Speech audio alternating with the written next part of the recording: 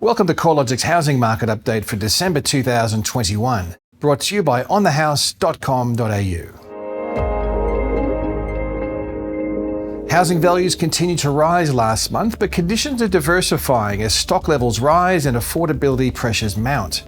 Australian housing values were 1.3% higher in November, marking the 14th consecutive month where CoreLogic's National Home Value Index recorded positive value growth. The November update takes national housing values 22.2% higher over the past 12 months, adding approximately $126,700 to the median value of an Australian home. Although values are continuing to rise, the November result was the softest outcome since January, when values rose 0.9%. Since a cyclical peak in the rate of growth back in March, when housing values rose at 2.8%, there's been a notable trend towards milder price growth. Virtually every factor that's driven housing values higher has lost some potency over recent months. Fixed mortgage rates are rising, higher listings are taking some urgency away from buyers, affordability's become more of a substantial barrier to entry, and credit is less available.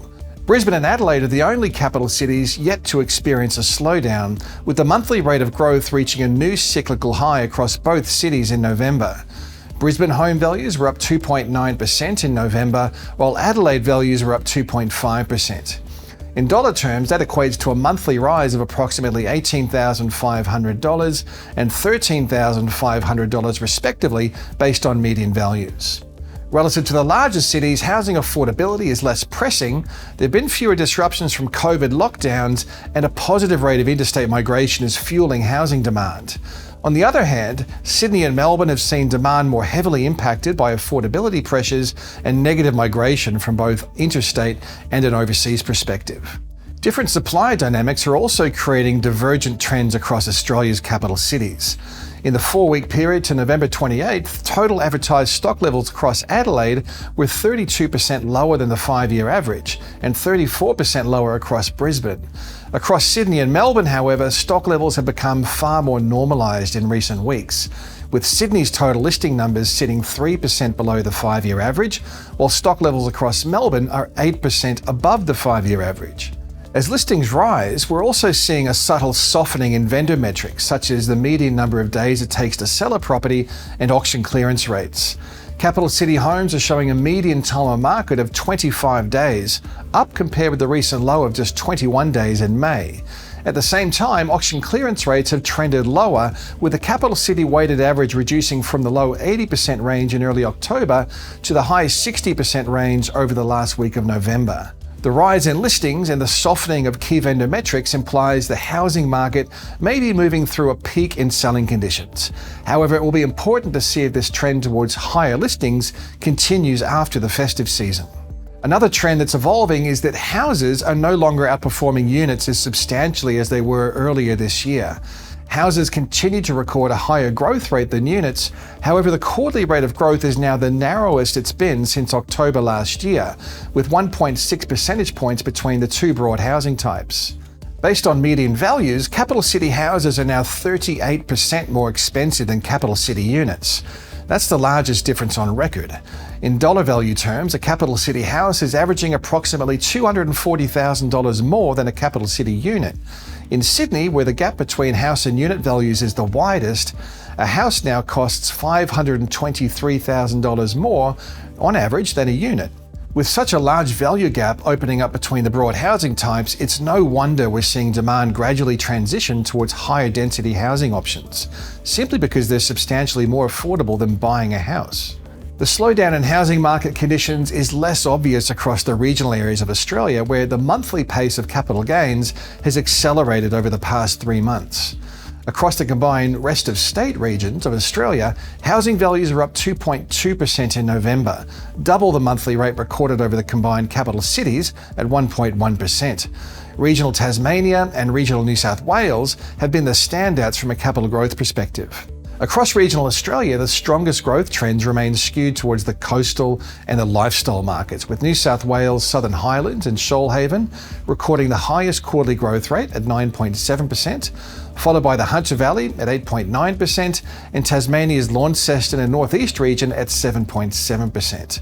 Demand for housing across regional markets, especially those within commuting distance of the major cities, is continuing to benefit from the rise in popularity of remote working arrangements, along with a renewed demand for coastal and lifestyle properties, and in many cases, more affordable housing options.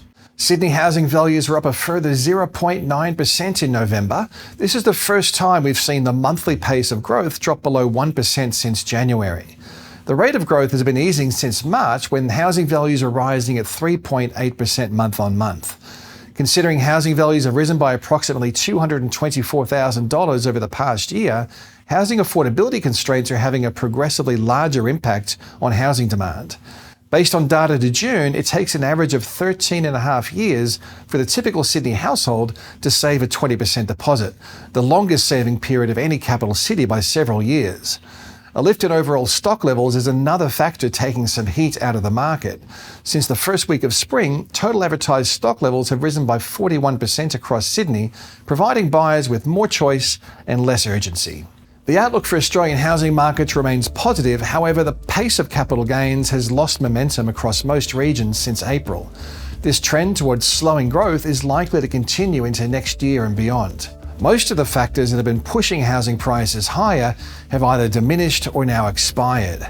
Advertised inventory remains low, but it's now rising across most regions. A further increase in available supply should help to take more heat out of the market as buyers have more choice and less urgency. Vendors may need to adjust their pricing expectations if homes take longer to sell. Fixed-term mortgage rates are rising, which could also act as a disincentive for some buyers. Although fixed rates are rising, variable mortgage rates are less inclined to rise until the cash rate lifts, which is still expected to be more than a year away. Low mortgage rates will continue to support housing demand, but probably not to the same extent as seen through 2021. Housing affordability is becoming more challenging from month to month. The latest housing affordability metrics show the ratio of housing values to household incomes reached a new record high in June, as did the number of years it takes to save a deposit. With higher barriers to entry, especially for new home buyers who don't have the benefit of accrued equity behind them, it's likely housing demand will be progressively impacted as fewer households can afford to buy. A natural consequence of worsening affordability could see demand increase for more affordable, higher density housing options such as townhomes and units. Tighter credit policies could also work to slow housing activity. APRA has already lifted the serviceability buffer for new lending by 50 basis points. While this policy isn't likely to have a material impact on home lending, APRA went on to release a macroprudential policy framework in November, which calls out growth in asset prices, along with other factors including credit growth and lending conditions, as a key indicator of emerging systemic risks. The potential for tighter credit policies in the future remains a downside risk for housing. Although the housing headwinds are building, a variety of tailwinds should continue to support an upwards trajectory for home values in the short term. Although mortgage rates are rising, the cost of debt is likely to remain well below long-term averages, continuing to support demand for an extended period of time. Additionally, as more Australians are vaccinated, disruptions from COVID should become less frequent and shorter in duration, although the latest Omicron variant presents some additional risk. Open international borders, despite the recently announced delay, are also a net positive for housing markets. Although the most immediate impact from resumed overseas migration will be seen in rental demand, while an uplift in purchasing a home from permanent migrants is likely to be more gradual. As we approach the festive season, we can expect the housing market to move into a period of semi-hibernation, picking up again towards late January. With a somewhat quieter few weeks ahead, I'd like to take the opportunity to wish you all a very merry festive season and a prosperous new year. See you in 2022.